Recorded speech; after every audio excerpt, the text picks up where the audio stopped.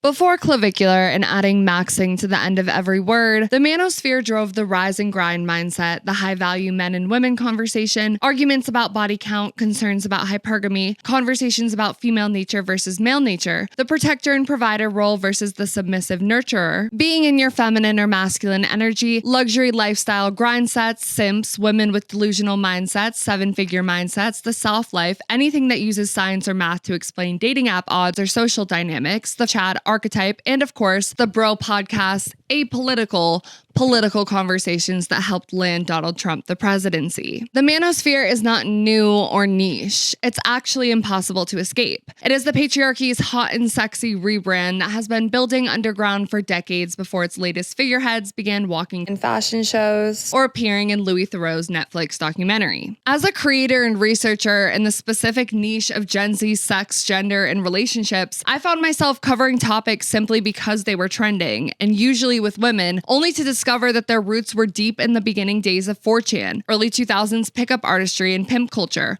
or black pill and incel forums like PSL. As a professional marketer by day, game recognizes game, and this is a successful case study in thought leadership. Impressive product marketing too. They have identified the key pain points of their target demographic and speak to them deliberately in a tone that evokes action. And boy, do these young men act. Buying $70 FreshandFit hoodies, $147 a month memberships to the Real World, $97 a month memberships to the JWaller Group, usually $247 a month, $500 outright scams, $20 here and there in the chat, and of course, the OnlyFans subscriptions. Even if their audience isn't pulling out their wallet, they are liking, subscribing, commenting, reposting, clipping, and seated for streams that can go as long as 11 hours. They are engaged, building the hype around these creators so they eventually land big media appearances like Piers Morgan. This is a marketer's wet dream, a content ecosystem that has found its target demographic and converted them into loyal evangelists. Sound culty? Well, it is. The manosphere is a Frankenstein of men's rights activists, alpha males, edgelords, incels, pickup artists, pimps, gripers, and average vulnerable guys. They have assembled, uniting over a myriad of frustrations, insecurities, and shared anger, and are, in short, having an identity crisis. These men and boys have been beat up by society, and they want answers. They've experienced the pain of the patriarchy,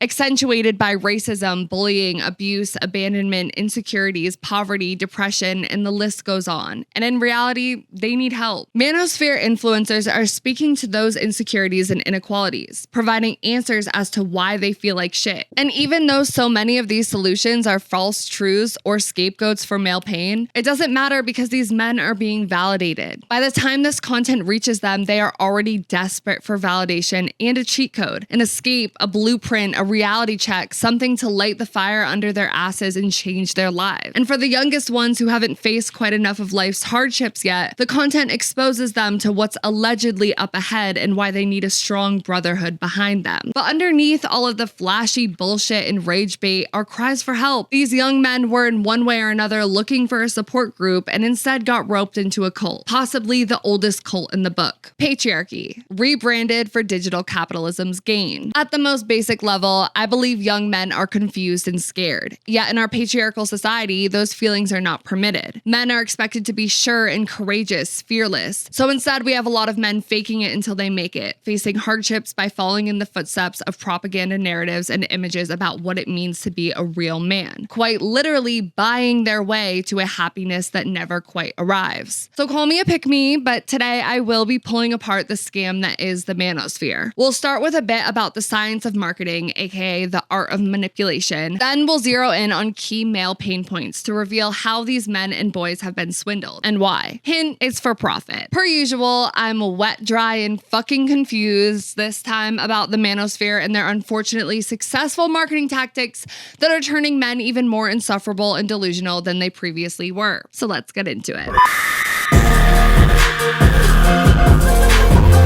What's up, bitches? I'm Fiji like the island, like the water. I hope I'm giving military cunt today because I mean fucking business and I am your commander in undoing patriarchal conditioning. And I'm putting my expertise in social media and marketing to good use. So at ease, welcome and welcome back to So Wet, So Dry, where I unpack topics in sex, relationships, and personal identity, where pop culture, the internet, politics, and reality collide. If you guys like what you're watching or listening to at any point, please comment, subscribe, follow, rate, review. Your engagement not only helps me grow and get closer to reaching my dreams of doing this full time, along with writing more episodes, documentaries, essays, books, events, all of that. I have very big goals, but it also helps me expand the community and reach more people. I care about this shit because I've experienced the pain of patriarchal systems and internalized them to my own detriment, and I know you guys have too. We're in this together, and my goal is always to educate first. I'm also sorry to my loyal listeners,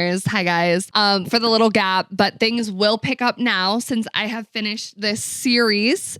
It's a series, but I was trying to catch up a little bit so that I could be ahead and then maintain more consistency. You guys know I have a full-time job, so I'm doing my fucking best, but you guys make this possible. I don't make any money right now. I do it for the love of the game. So please let me know your thoughts throughout the episode in the comments and share this episode with someone in your life who may have been personally victimized by a manosphere man, if only to help them find closure and know that it's not their fault going through what they experienced. I would also love it if you shared this episode with someone who is being swindled by the manosphere ideologies currently. Arguing with them can often be a waste of time, but sharing a video with more info and no pressure could help them unpack things on their own terms. If you're here because someone did that for you, I just want to let you know that they love you and they care about you and they are trying, despite how much you may accidentally be frustrating them. But you are welcome here. We are unlearning together. And lastly, follow me on Instagram, TikTok for more mini content and takes about current events. I've been posting a lot more lately, guys. Also follow on Spotify, Apple, Amazon, any podcast platform for audio,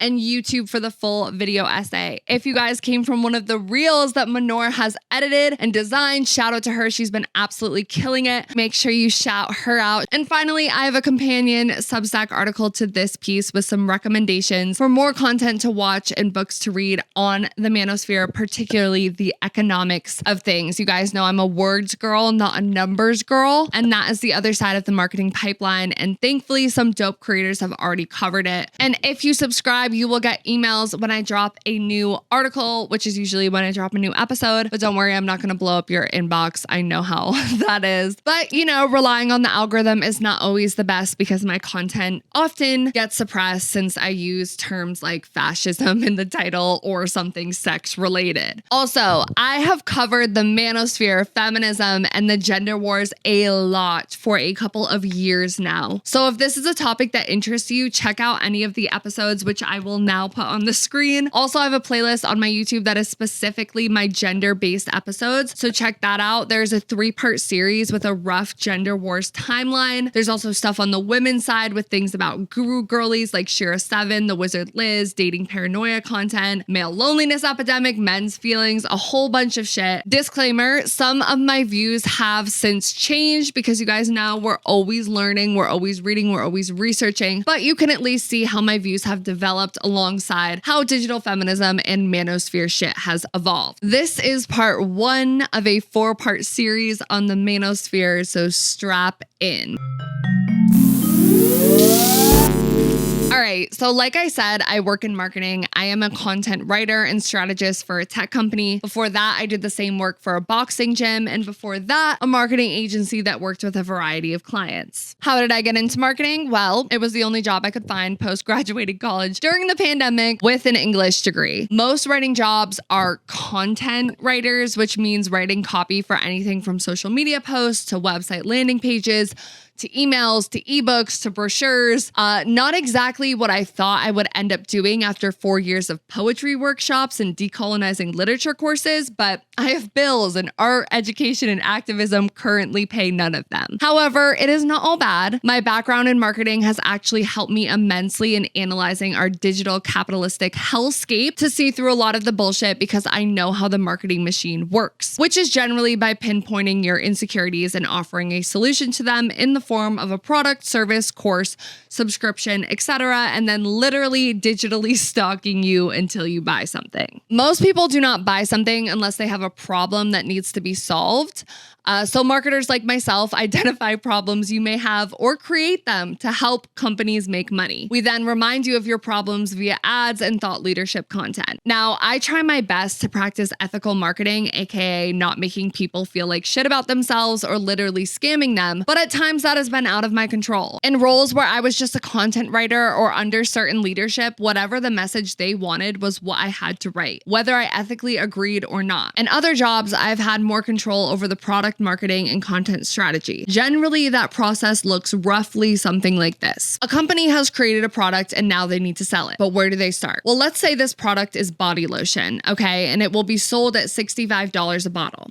That's expensive, all right? So already we know this body lotion is for a particular demographic. This is a body lotion for people with disposable income. This is a luxury body lotion. Why? What warrants the cost? Well, because of how it's made and its ingredients. Let's say the lotion is made of the finest oat milk and stirred by hand by women in fucking Utah. Let's call it Oatlo. That's step one. Gather all of the information about the product and company so you can find an angle. Okay, so Oatlo is luxury oat milk stirred by hand by women in Utah. Boom. So who do we sell it to? Well, they need to have disposable income and they need to want to spend it on this specific bougie lotion. Step two, how do we stand out and how do we target? Ethically, I would say you target upper middle class women who purchase makeup, shampoo, conditioner, hair products, etc. in the same price range. Women local to Utah who choose oat milk in their lattes, value products created by women, and or prefer natural products. That would do the trick. However, there are only so many women who meet the criteria, and maybe this company I'm working for has big fucking goals. And look, I believe in ethical marketing, so what I will say next is not the route I will take. However, it is the route that many will take. If Oatlo wanted to maximize sales, as most companies do in our capitalistic hellscape, they would likely widen the net while maintaining exclusivity. So segment the audiences, different messages for different segments, maybe even different bottles for each demographic. And they would also increase urgency through pinpointing pain points, manipulating the narrative, and establishing some sort of fear and urgency. But let's start with building off of our core audience, which aligns pretty well with Mormon tradwife influencers, right? They're in Utah, they prefer natural products, they've already created the thought leadership for us, and they have a loyal audience. So let's reach out to some tradwives and partner with them. All the same messages as before, but now the product reaches a new demographic. It becomes aspirational as a luxury product most tradwife followers likely can't afford. So why would they buy it? Well, their favorite influencer has it, and that could be enough. But what if we tie it to an insecurity or fear? Other body lotions have added chemicals that can cause your skin to fucking rot and age. Do you want your skin to rot and age? No, you want to be beautiful like the women we show in our commercials and ads, like the tradwives you follow. Buy Oatlo, not Dove, Vaseline, Jergen, EOS, etc. Cool. Now we've eliminated competitors capitalizing off of the fear of aging, desire for beauty, and tied it to a certain lifestyle. But is that enough? Well, some of those competitors don't use chemicals in their products. They aren't made in the US though. Oatlo is American made. Lots of opportunity here. Support American businesses, not overseas products. Are we noticing a trend? These are probably white women with conservative values buying our lotion, which is cool and all, but some of these women have a little bit of a feminist itch. So let's zone in on the idea that it's women made and present it as feminist in a way that feels empowering. Employ a certain brand of basic choice-ish feminism that values women's labor in something like stirring oat lotion. Not political, not even using the word feminist, just strong women in a soft way, just like tradwives. Maybe something like made by women who still believe there's value in care, craftsmanship, and creating something by hand. Oatlo is American-made lotion inspired by the simple idea that nurturing your family, your home, and yourself is work worth honoring. Boom. Subtle but virtue signaling. Dog whistling. But men won't buy Oatlo because it's too feminine. Let's create a line of the same product, maybe with a pine scent and a new packaging called Woodlow. We can market it to men as an oat-derived moisturizing formula engineered for deep hydration and skin barrier support. Your skin used to be cracked and vulnerable, but not with Woodlow. Woodlow keeps you hard and protected. Plus, the scent is irresistible to the ladies. We'll throw a hot naked woman in the commercial, lather up a super muscular man, and we're good. The anti-preservatives and chemicals angle works because you don't want to be a soy boy, and American made by women aligns with conservative views while also claiming that you technically support women just when they are in a subservient role churning your Woodlow, of course. Now that is a rough strategy, but you have identified a target demographic, their pain points, the features and solution your product offers, and some messaging points. But next is the actual content strategy and distribution of that message. We kind of already touched on it with those tradwife influencers. They had done the very, very important step of creating thought leadership. Thought leadership is at the very top of the marketing funnel, which acts how it sounds. It funnels you into making a purchase. Once we capture your information, you are a lead, and when you have been converted, you are a customer. Once you are a loyal customer, dependent on our product, and even start posting about Oatlow or Woodlow and recommending it to everyone you know, we call you an evangelist. It is so fucking evil, I know. Do not even get me started about the rape culture involved in the sales process where they do not take no for an answer. But as a prospect, you often need thought leadership to convince you to arrive at the conclusion that you first have a problem and then need a solution. That's why tradwife influencers, manosphere influencers, or really any influencer or celebrity for that matter makes a wonderful marketing opportunity because they already did half of the work. You trust them in their opinions and beliefs and lifestyle, so you are primed to buy into what they recommend. Now, I'm not against all brand partnerships. Obviously, small creators like myself still need to eat, and it would be fucking great if some company paid me to do an ad for their product. But it is up to me to vet them so I don't push something harmful to you guys, and it's up to you guys to purchase or not. I empathize with some creators who have done bad deals though, because I don't know, making no money is exhausting. I am currently putting work in on a Saturday. So when someone offers you something, anything for just 30 seconds of a video you spent a month on, best believe they will be tempted, especially if they are struggling financially, have a scarcity mindset, or questionable management. See my video about the uncanny valley where I talk about Drewski and his brand deals, or Jarrett Moore's video, The Existential Crisis of Selling Out. But regardless, do we see what is going on here? Honestly, a lot of the problems that I see people in, whether it's addiction, echo chambers, poor relationships, political ideologies, strange spiritualities, all come down to getting stuck in a thought leadership pipeline, which is a marketing term. The marketing pipeline and the marketing funnel nurture people into converting to customers. Nurture, yes. Email sequences are literally called nurture streams. Is it giving grooming? Good, because it is. This is the art or science of manipulation for profit. So we are going to identify some of those pain points that make men vulnerable to this brainwashing.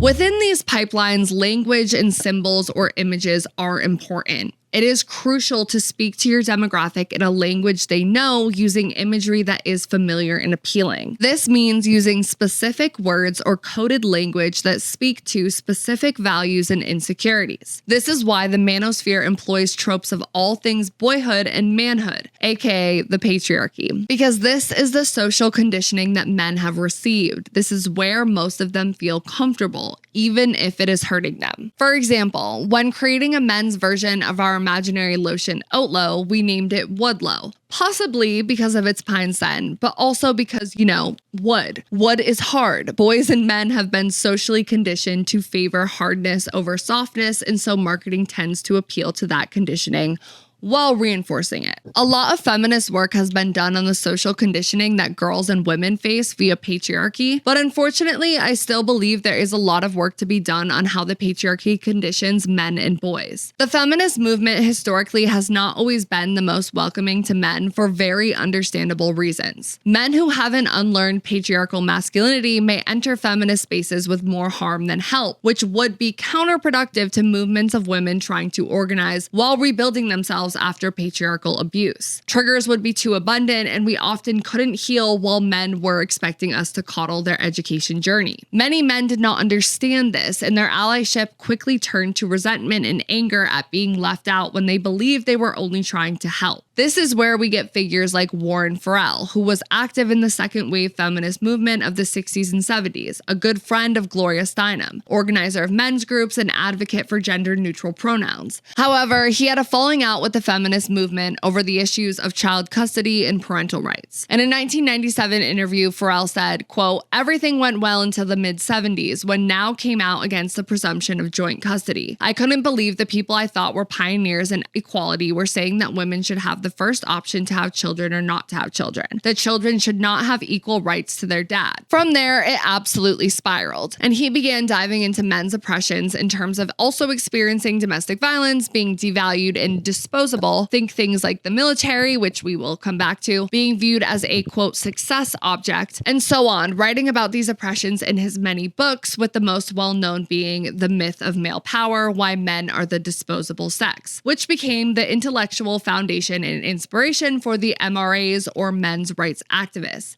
It is essentially considered the MRA Bible. He started honestly pretty reasonably and then went truly off the rails, laying the foundation for outright anti-feminist and misogynistic claims like that most women lie about rape and DV, leading to the red pill and black pill and so on. I have a 3-part series, like I said, that covers a rough gender wars timeline and talks about him quite a bit. So if you guys are interested, definitely check that out. But what I want us to clock right now for the nature of this video is that unpacking any sort of male oppression began really with feminism and the racial justice movement. This is why I love bell hooks so much. I often find that Black women feminists like her and Kimberly Crenshaw are the best resources for unpacking how the patriarchy oppresses men, because they see how Black men are oppressed by their race, therefore left out of patriarchal privileges reserved for white men. However, they are still men and have more systemic power over Black women, who often had to take a back seat in the fight for racial equality. A lot of white women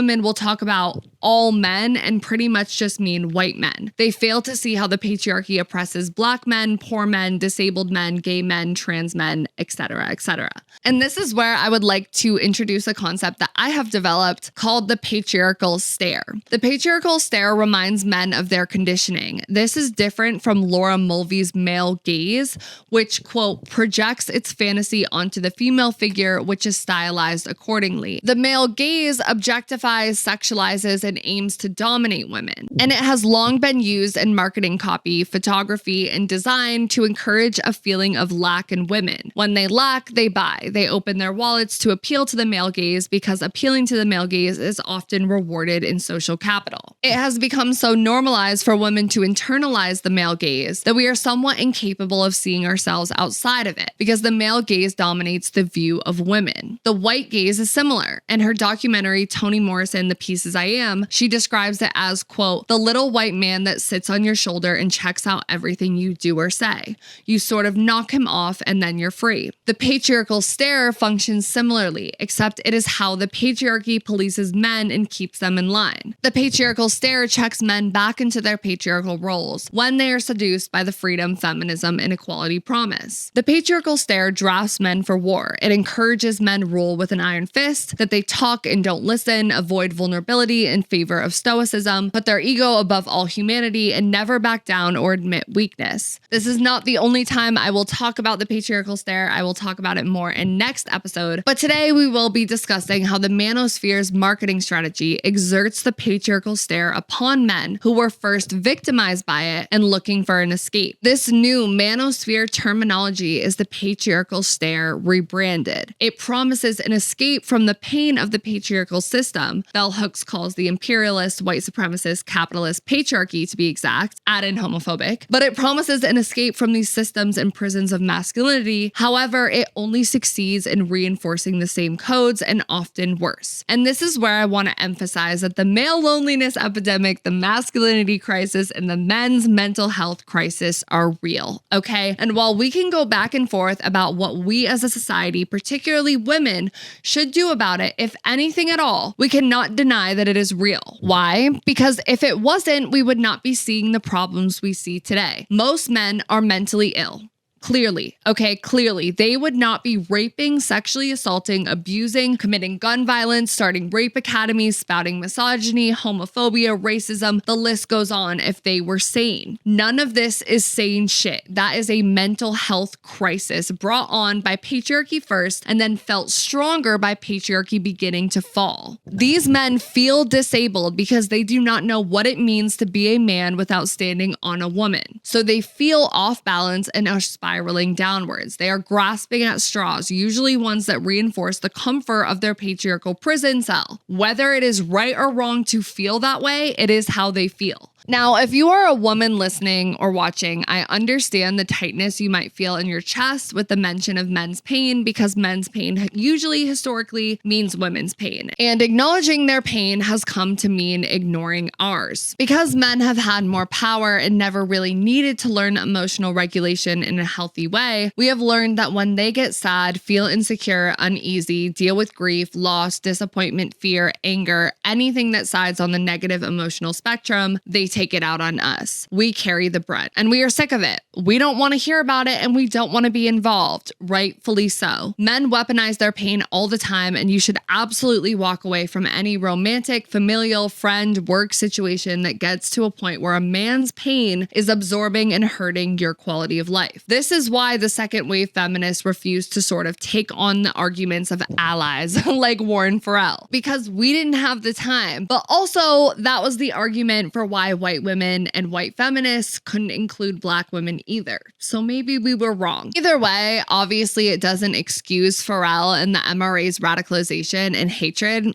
That was a choice, but you get my point. I have an episode, or probably series, because I have so many books for it, in the works that will deep dive the rightful pain, anger, and trauma response that women have surrounding men in the manosphere with the rise of the femcel movement and misandry. So if you are at any point pissed off during this episode and have thoughts on that, if you are a misandrist or a femcel, please comment, because I am tackling your subculture next. But I do believe there's a male loneliness epidemic and a men's mental health crisis and a crisis in masculinity. And it affects women, clearly. Because if there wasn't, then we would not be dealing with the wrath of men. It's funny to me that this phenomena have become so divorced from feminism, at least mainstream TikTok feminism, because these are so clearly the roots of major feminist issues. That does not mean we solve it for men. Absolutely not, but we need to acknowledge it. And in many ways, it's not surprising that the acknowledgement of a men's mental health crisis is seen as anti-feminist, right? Because the compounding of social media, where messages are diluted, mixed with a literacy crisis, mixed with the fact that we don't really learn much about gender for real in public school classes outside of like sperm and ovum, which is sex, not gender.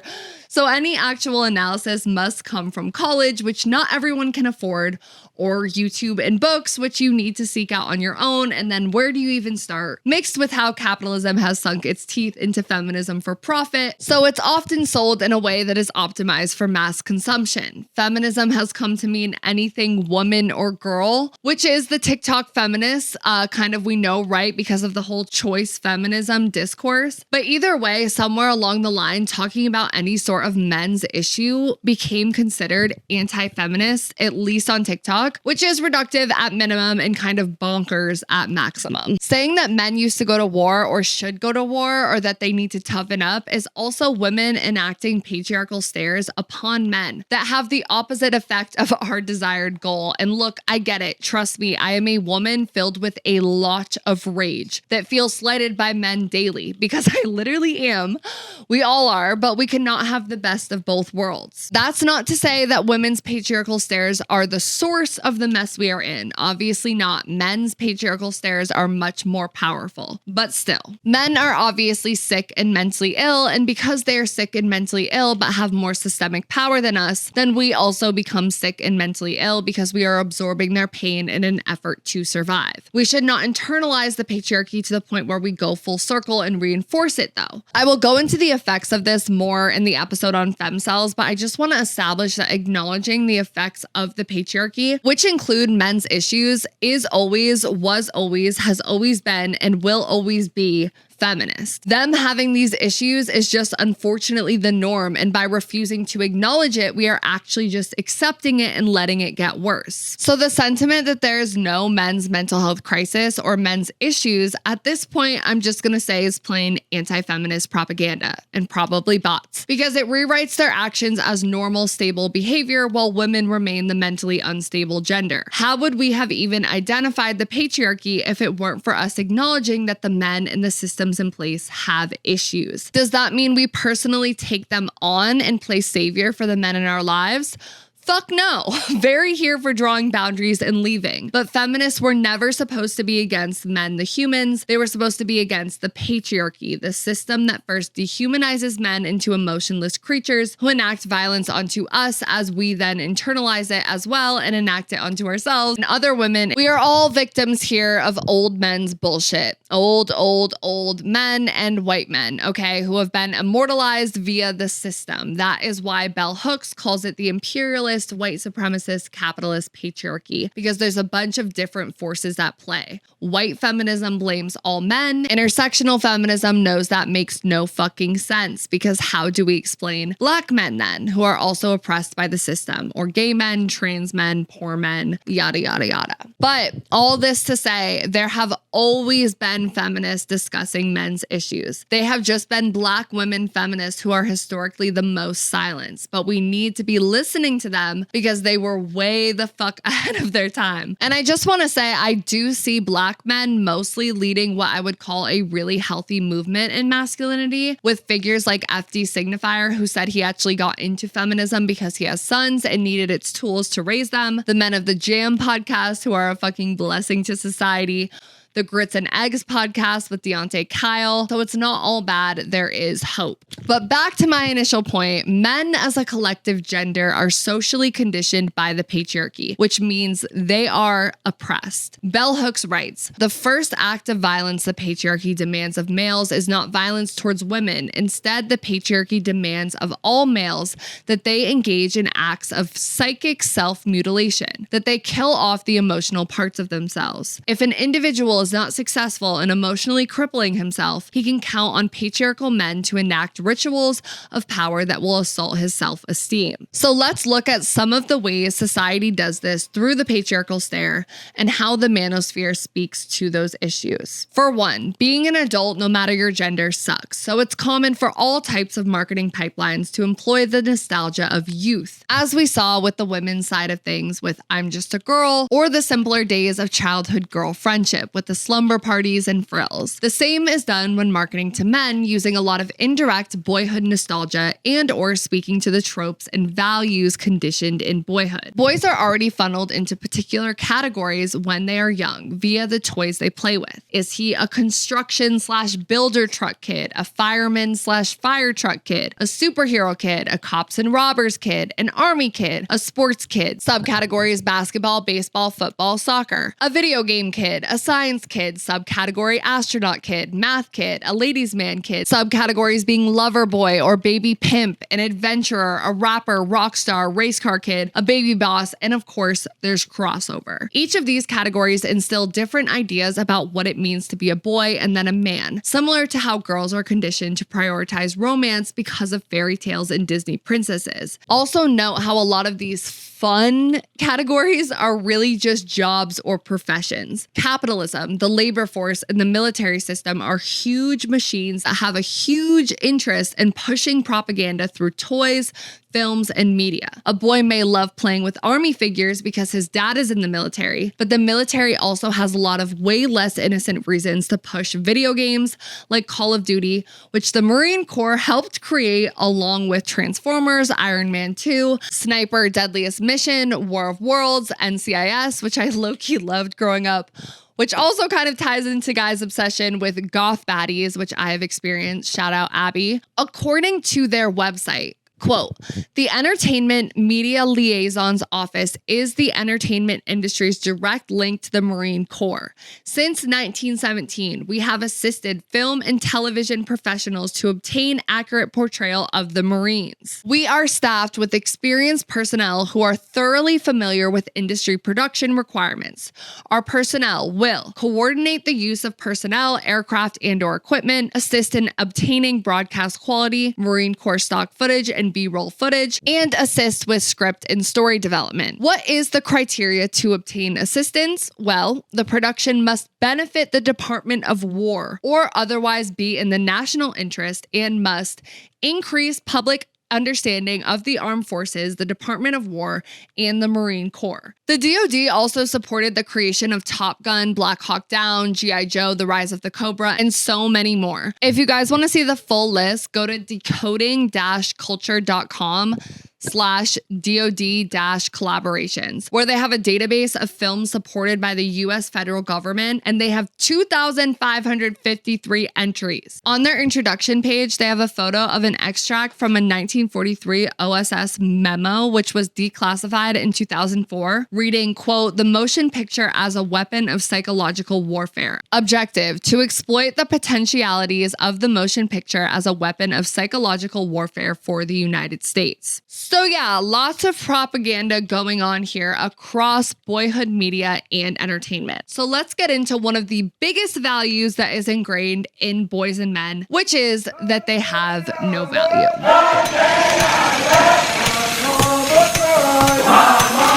We heard about this in the Manosphere documentary from two of Justin Waller's biggest supporters, and this is one of, if not the top claim from Warren Farrell's book, that men are disposable. I'm not even going to get into the women's side of things and how the Manosphere claims that women are born with inherent value, which is allegedly beauty, which sounds like pedophilia already, because why is the beauty coming when they are children? But this is an entire can of worms that I just don't have time to explain. Women are also considered disposable unless they are doing the labor of sex, beauty, homemaking, administrative tasks, or childbearing, and even then, they are still frequently disposed of. But the claim that men have no value is layered, and it has a lot of different interpretations, but I'll start with Warren Farrell's theories. Essentially, the claim is that men must put their lives on the line to protect women and children. In crises or emergency situations like fires or floods, the women and children are saved first. Think the Titanic. Men are also drafted for war, where they are often severely injured, facing permanent physical injuries like amputations or lifelong mental disabilities like PTSD that deteriorate their quality of life with little systemic support when they return. This is all unfortunately true under our current patriarchal society, and I would take it a step further with the intersection of race to add how Black men are disproportionately treated as disposable with Jim Crow laws that threw them into the prison system for extremely minor, if not completely made up cases. They are also murdered by the police at a much higher rate. But Black women are also murdered by the police at a very high rate. And women of all races have only recently earned the right to become a cop, join the military, be a firewoman, or any of those previously masculine fields. And even before they had a right, a lot of these women were still doing that work. I recently read an article in The Atlantic, shout out to my mom for the article recommendation, she literally mailed it to me, about the WASPs, aka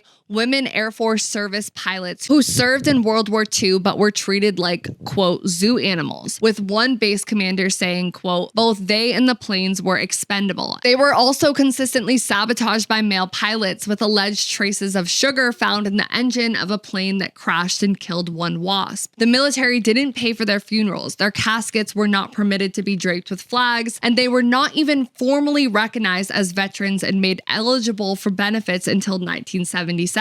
So I guess we're equally disposable. The thing is, though, that doesn't really matter in men's minds because they have been so conditioned to value and protect women that the psychological patriarchal prison that claims they have no value at this point in 2026 is deeper than the actual reality. This false reality is reinforced through patriarchal stares, propaganda, and manosphere thought leaders who have not escaped this self-destructive thinking. Men should not be disposable. They absolutely have value and we need them. We need men in our schools, communities, churches if you do that, as romantic partners, as fathers, big one that we'll touch on on in a little bit, friends, neighbors, we need men. We cannot undo this bullshit without them, which is why they must be freed from this toxic mindset. It is the system of the patriarchy that first caused men to believe that they have no value, as Bell Hooks said. But then as women, we kind of bought in, initially for valid reasons, but we were also kind of in a marketing pipeline too. I talk about it in older episodes, but I was definitely reposting all things men are trash during that 2010s era of feminism, which added a lot of fuel to their already bubbling hatred for feminism. At that exact time, MRAs were arguing that men are considered disposable, and then feminists came in saying men are trash. Looking back, I have some regrets, but also we were jerking off the military and powerful men so much in the early 2000s, which is part of why it was hard to hold any of the ones who committed crimes accountable. So we kind of needed some intense message, but it feels a bit psyopy in that particular language. I don't know. Again, I'm not excusing the men calling us feminazis because be so for real, it was a cute Instagram graphic of a trash can versus like rape. But then again, when you were a man who has never raped or sexually assaulted anyone and your buddy just died in Afghanistan and you're not really understanding the ins and outs of feminist discourse, I get seeing a men are trash graphic and being hurt. We're talking past each other. A lot of these things can actually boil down to literacy issues, emotional regulation, critical thinking skills, and basic empathy, which are pretty often beaten out of men in their patriarchal social conditioning. And the manosphere influencers encourage this by reinforcing the value that men have no value, so they can profit.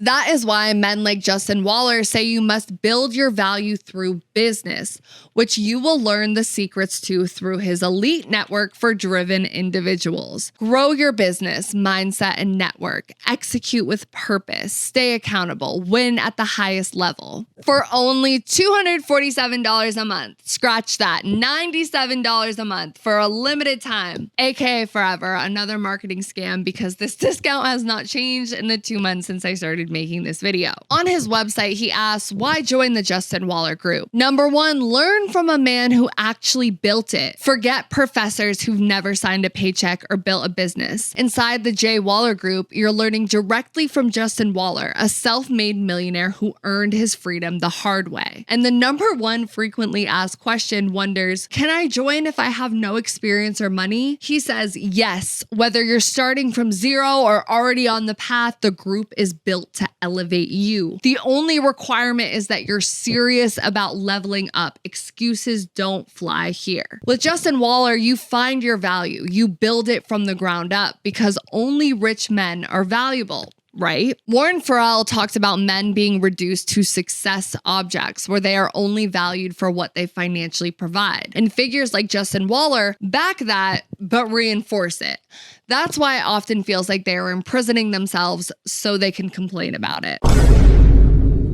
But it's not an uncommon belief across genders that if you make the rich richer, then they'll give you their secrets, allegedly. Notice how JWaller also put an emphasis on beauty being what makes women naturally valuable. Well, beauty matters for men too, ironically. Which brings us to our second pain point, men's physical insecurities.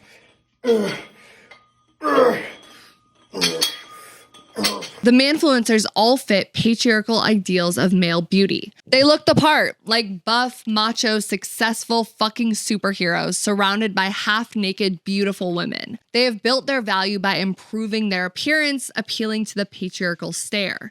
And they say some fucking reasonable shit, whether we want to admit it or not. When JWaller appears on your feed and says some shit like this, there's another version of me who is still 6'3", doesn't own multiple companies. He works in a plant every day. He's 40, 50 pounds overweight. He's let his hair go away because he didn't take care of his body. I built this person.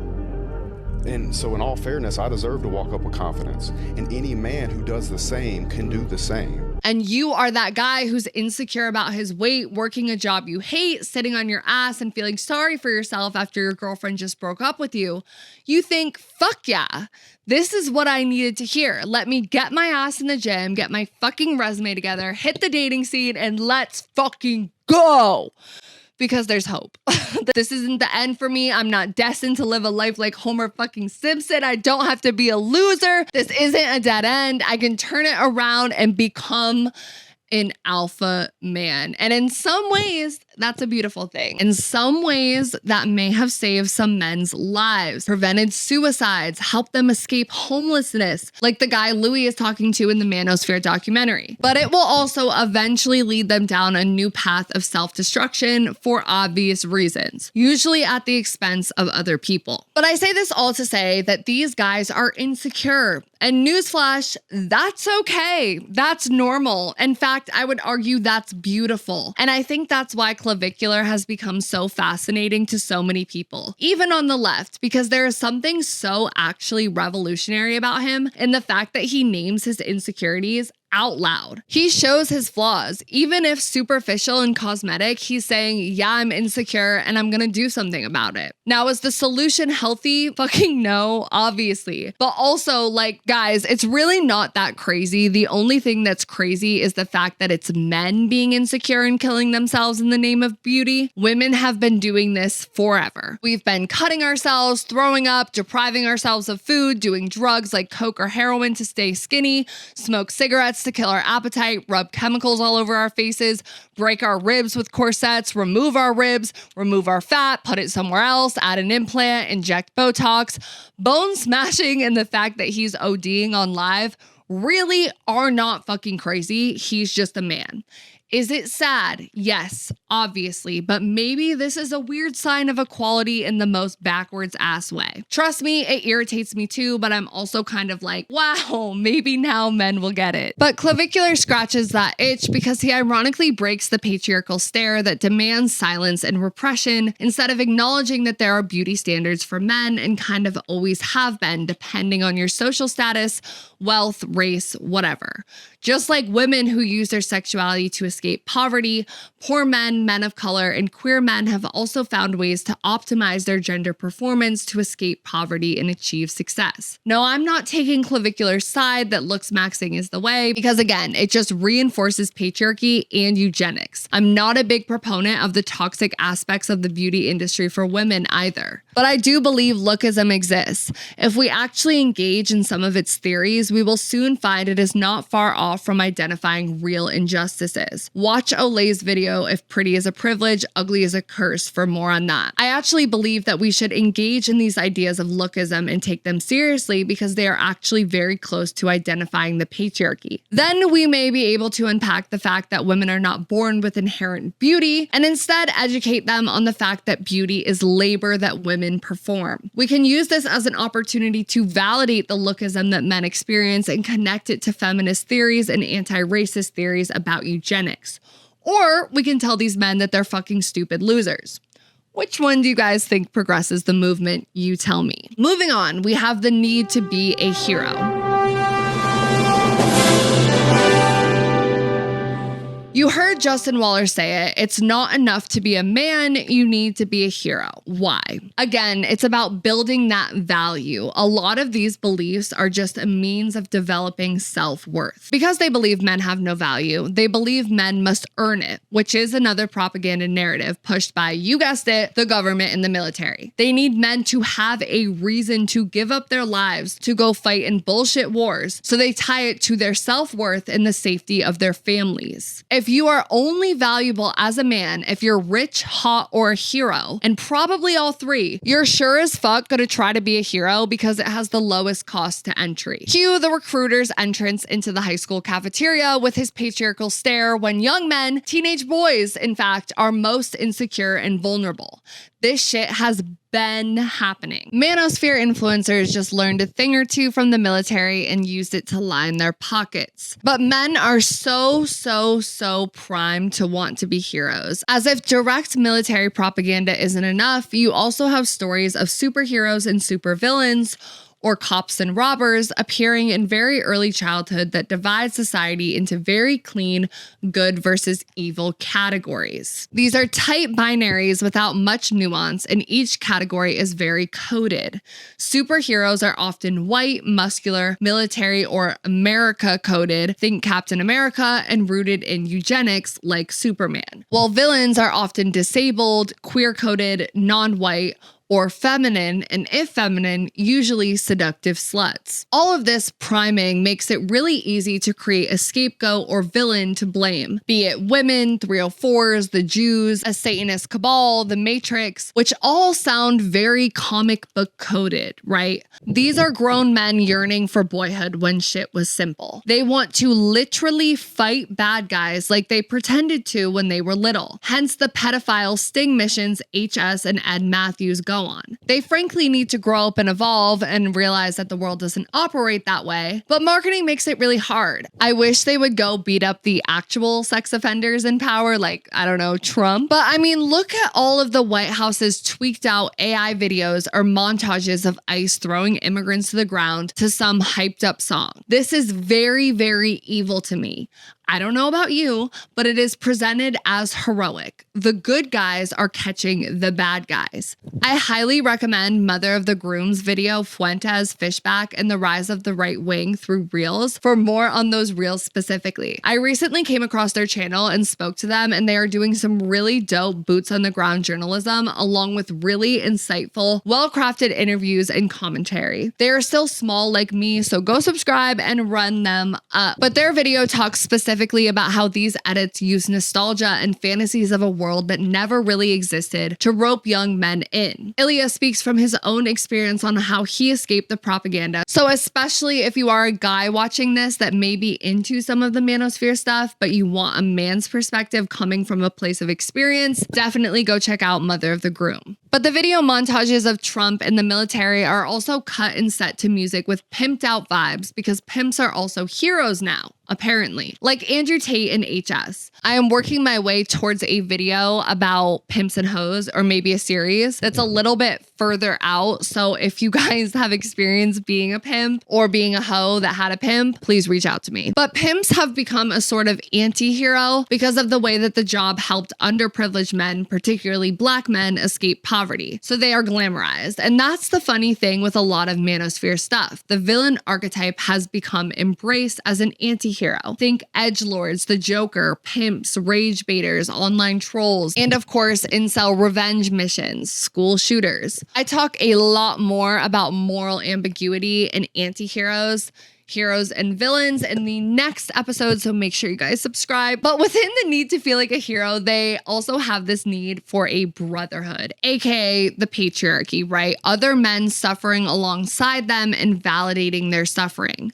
Superheroes usually operate in some sort of group, as do cops, the military, firefighters, and frats who notoriously bully each other into submission and call it love or success or I don't know. It's really a trauma bond. The movie Fight Club, which we will talk about more next episode, is an incredible metaphor for these mutually destructive brotherhoods of the patriarchy where they beat each other up for catharsis or sweet release. Kind of like how all of the manosphere influencers take a military commander sort of tone that is literally bullying their audience. A lot of men need to be actively told they aren't shit for some reason to do stuff, which is kind of really depressing and ironic because when they hear that from women, it just pisses them off more. That's also why nurturing these men doesn't really work. You need to be strict, like a bit like a drill sergeant, because they perceive bullying and coldness as powerful, logical, and reasonable, while softness, empathy, and nurturing are weak. A lot of these guys also have submission kinks, which aim to rewrite their traumas as something that pleasures them. Because as submissive as they often are,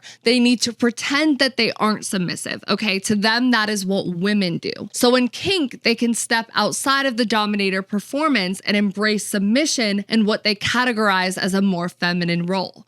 But domination and submission are not naturally genetically gendered, okay? That is gender essentialism. These are roles enforced through social conditioning. But anyway, it's not enough for merely brotherhood to recognize these men as heroes. They need everyone to see their pain and victimization, then honor them as heroes. So we end up with things like Justin Waller's Buy the Man a Beer. non-profit ?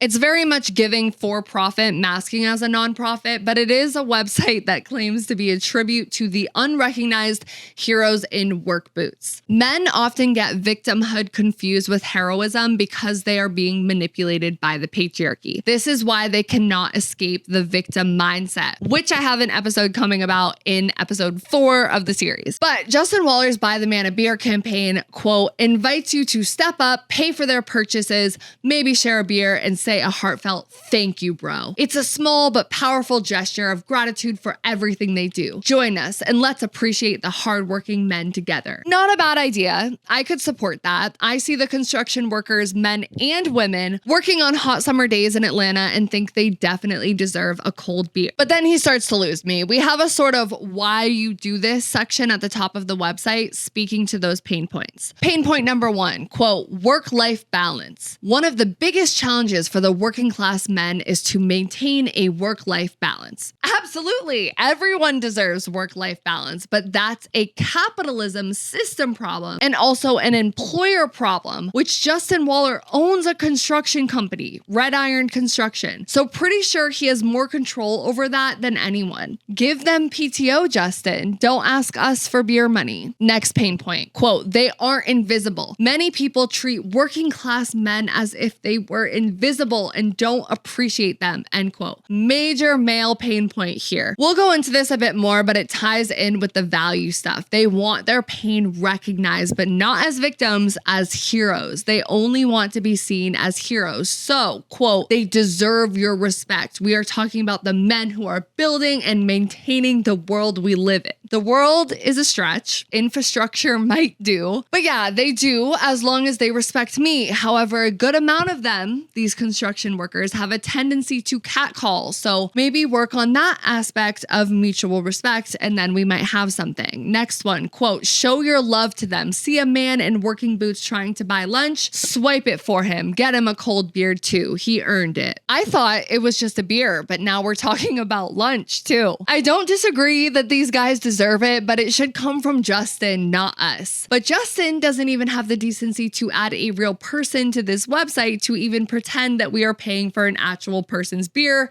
and not just Justin's, because the first person is John Smith with a stock image. For him to care so much, it's so clear that he didn't even try to make this sound real. It's actually concerning. Quote, John Smith, a steadfast construction worker, silently shapes our world with his calloused hands. His dedication reflects in every beam, brick, and bolt he touches. John is an avid family man married with 2 beautiful children. Generic, but okay, touching. Except he has 33 years of experience and looks about 33. So also 110 hours a week is just fucked up. That's almost 16 hours a day, 7 days a week. Give John a break, Justin. But yeah, if he wasn't so obviously bullshitting, it wouldn't be a bad website. It speaks directly to those key pain points about unsung heroes, deserving recognition, and it is relatively compelling at offloading the blame from employer and system to some mysterious force of invisibility or just us the people. Feel guilty, buy these men a beer. See them as the hero victims they are, but not their actual oppressor.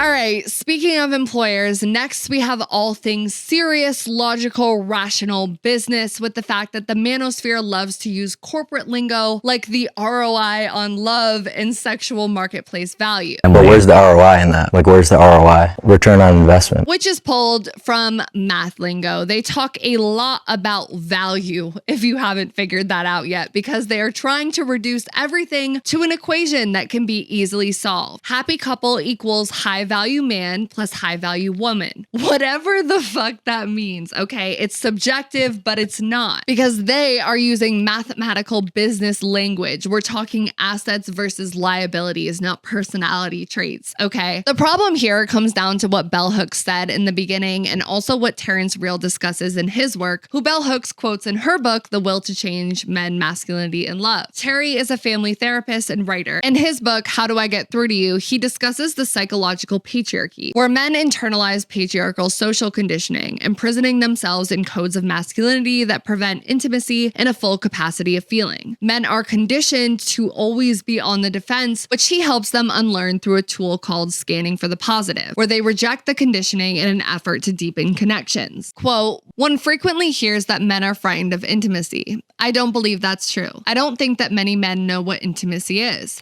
One is either controlled or controlling, dominator or dominated. When men speak of fearing intimacy, what they really mean is that they fear subjugation. In a visceral way, most men in our culture experience vulnerability as opening themselves up to be overrun. Scanning for positive means that in a moment like that, when you feel someone's fangs at your neck, you bend further forward, exposing even more of your skin. Leaning into vulnerability often works as a kind of jujitsu, effectively disarming your attacker. This goes against men's most fundamental training, as though by not, quote, standing up for themselves, they collude with their own castration. And here we have come to a crisis point in recovery for men I treat. For if speaking requires the courage to assert, listening requires the courage to receive, and emotional receptivity is the antithesis to traditional masculinity. So because men are conditioned to see intimacy as subjugation and relationships as vulnerability, they want to do all of the predictive analysis possible to avoid the vulnerability of essentially being hurt. It certainly helps that business, math, and science are pushed as masculine disciplines that they can retreat to cope with the uncertainty of vulnerability. If there is an equation for it, they can remove the feeling from it. This is why everything feels extremely reductive and binary, because they don't like to leave room for interpretation or fluidity. They need absolute certainty, even if their means of getting there is absolutely abstract and irrational. They can at least bank off of the fact that the language sounds solid, because this is all a performance. Remember, they are not actually heroes, they are victims, but the system cannot allow them to see that they are victims, so it sells them a heroic fantasy which they must do literal logic backflips in order to maintain as reasonable in their brains. Same with science, right? We saw it in the Manosphere documentary when Myron talks about DNA from past partners causing a child to look like an X. It is so crazy that they call women delusional, because this is delusional. It is not real science. Neither are the ideas about masculine and feminine energy. That's gendered social conditioning, because gender is a construct. A lot of the evolutionary mate selection stuff has also been disproven over time, and so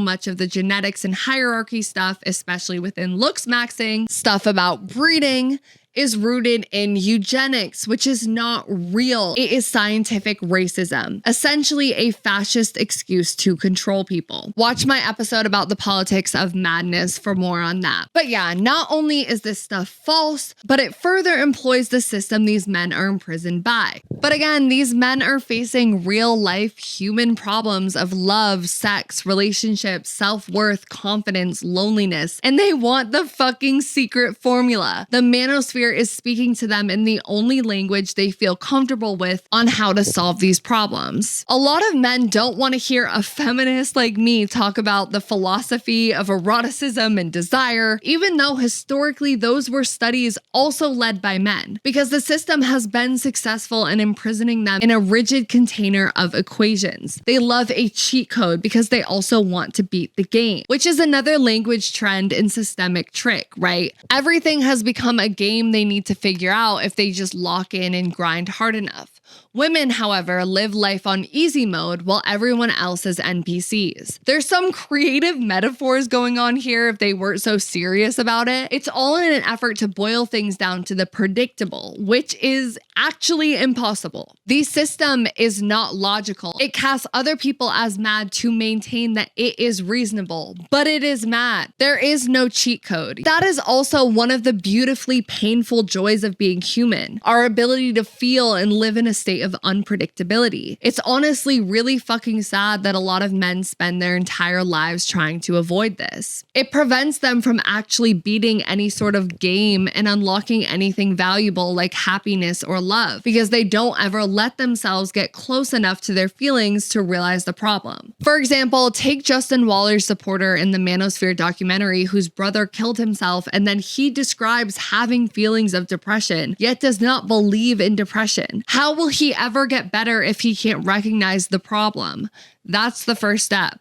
All of these other pseudo solutions are actually just driving him further into loneliness, especially if he ever wants a long-term healthy relationship with a woman, which who knows, because all of this shit prioritizes men's approval, aka the patriarchy, over true intimacy with women. Myron says he loves women and he understands them better than they understand themselves. And look, I'm not even totally gonna knock that, because I have had men, particularly romantic partners, good friends, my dad, my brother, point out shit about me that was spot on, sometimes before I was ready to hear it. So I'm not knocking that they can pick up on shit and have insights, which I think women actually welcome too much on a regular basis. We are constantly concerned what he, the man, will think, because there is a man in our heads at all times. But Myron takes it way too fucking far. His book is titled Why Women Deserve Less, which initially pisses me off, but then it makes me kind of sad, because it's like, damn,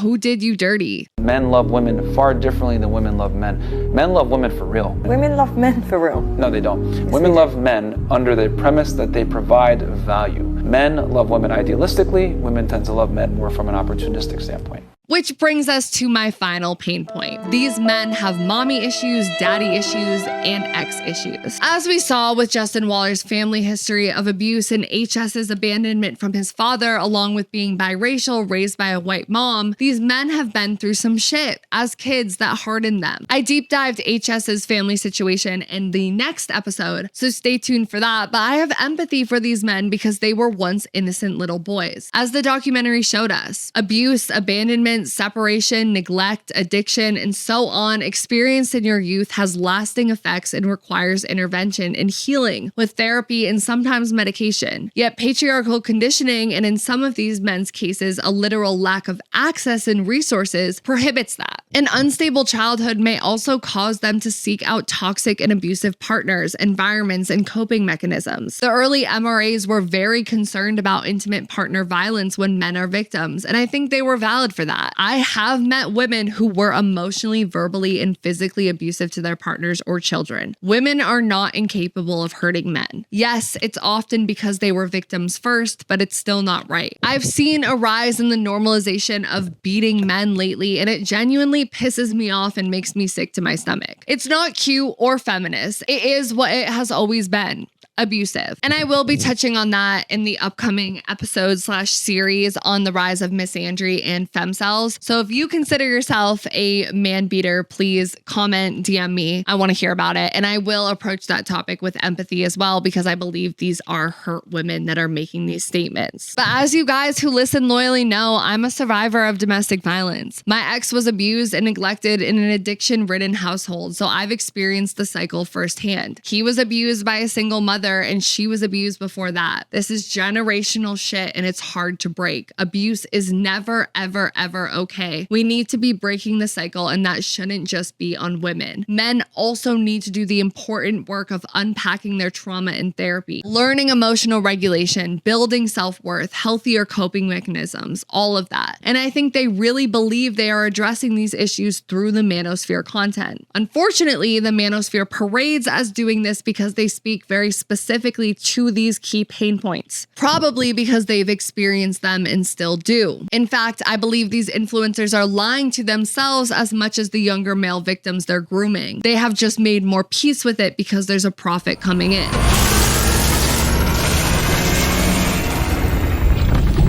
Men and boys are victims of the patriarchy who are then groomed by manosphere influencers and exploited for profit. The pain points we just went through are just some of the ways that marketing machines target men using the patriarchal stare and funnel them into pipelines for profit. Their rehabilitation was never the goal. The goal was keeping them lonely and draining their pockets. Many manosphere influencers started out as independent, mimicking the capitalist system to escape their financial prisons. However, as they were able to gain traction and build an audience, partnerships with politicians, brands, and big corporations became only natural. These influencers were after money, and politicians, brands, and big corporations were after an engaged audience. This means more funding for these creators with, of course, their interests in mind. We've all heard of phrases like brand safe and brand friendly. However, I honestly think men may be a bit behind in their tech literacy, influencing/marketing literacy, because like we noticed with Clavicular Clavicular, these machines have always historically targeted women with beauty, fashion, and lifestyle content. But, they kind of realized that men were an untapped demographic, not only good for war, construction, and law enforcement, but also skincare, soap, courses, fashion, hair, fitness, and more profits. And while men may be able to climb the financial or status ladder, the walls of the prison of patriarchal capitalism just keep getting higher. The sad truth is I don't think we've all quite figured out how to actually escape this prison, aka the Matrix, just yet. It's not pleasant news, but it's the truth. It doesn't quite mean we're doomed, but it does mean that leftist discourse needs to do a better job of acknowledging and validating the survival reasons why some people may internalize and reenact the system. I highly recommend you guys check out my Substack article where I give some recommendations for other videos about the economic side of the manosphere and the class divisions that make men susceptible, along with more general recommendations to learn more about the manosphere. There are more vulnerabilities that make men susceptible to these pipelines that I will be talking about more in the next episode, specifically about HS and Louis Theroux's Insecurities, a lot about race and the pressure to be hyper-masculine, more on villains and heroes, a little bit more on Clavicular, and a bit from Piers Morgan. I have a video coming that will focus on how a lot of this is a backlash against feminism. And finally, a video about overcoming the victim mindset. So think more actionable tools to tap into why these men are seeking out this content, provide an alternative, and make it to a place of accountability. As I said in the hypersexuality episode, victims can go on to become predators or abusers if they do not interrogate their conditioning and grooming, which is what I believe to be happening here with the patriarchal victim to manosphere influencer to manosphere content enjoyer to random woman, girlfriend, person of color, Jewish person, immigrant, whatever cycle of abuse to be going on here. The manosphere is very much a Frankenstein of men's pain and insecurities. And let's us not forget that Frankenstein the monster was neglected by his creator/father, Victor Frankenstein, and abused by those who thought he was too terrifying and ugly when he had genuine, innocent, and loving intentions that could have been used for good if only nurtured appropriately. The patriarchal stare made Frankenstein a hardened monster, undeserving of love and empathy, and pushed to become violent.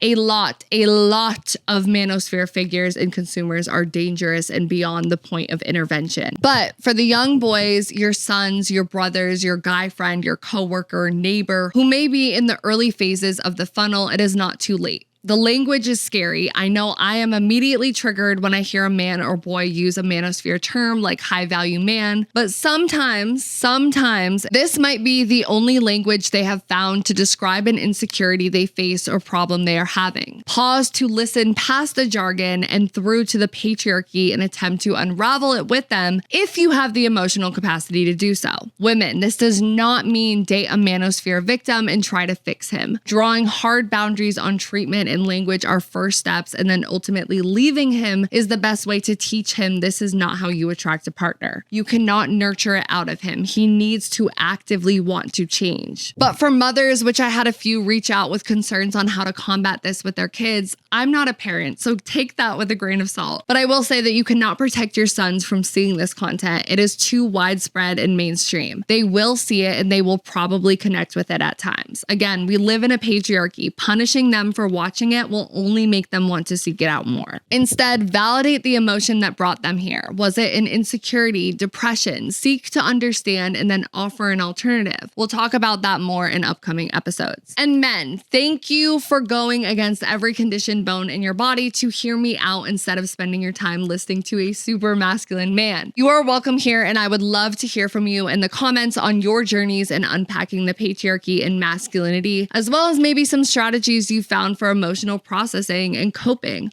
or how you plan to offer alternatives for your sons, brothers, friends, etc. I highly recommend the Jam podcast, FD Signifier, Mother of the Groom, the Grits and Eggs podcast as positive male role models, and anything by Becky Kennedy for emotional processing. Her stuff is mostly about parenting, but as we talked about, a lot of these things are childhood wounds and skills we never develop. Her Big Think episode is a great place to start. Ironically, there actually is an opportunity to be a hero here, and I'm rooting for all of the men's true anti-patriarchal patriarchal redemption arc. And all of my gender non-conforming and non-binary trans people, thank you for enlightening all of us on how bullshit these binaries are. Your truth telling on the different lived experiences depending on gender presentation help us unpack the systemic mess. Like Prometheus with fire or Victor Frankenstein with his creation, we as a society are at a crossroads. Will we abandon the young men who make up the Frankenstein of the Manosphere's audience and watch them be nurtured into killing each other, us, and themselves? Or will we see the patriarchy pulling their strings and offer new tools to free them from toxic coping mechanisms before it's too late? Like I said, guys, the other half of the conversation with femcells and misandrous is in the works right now.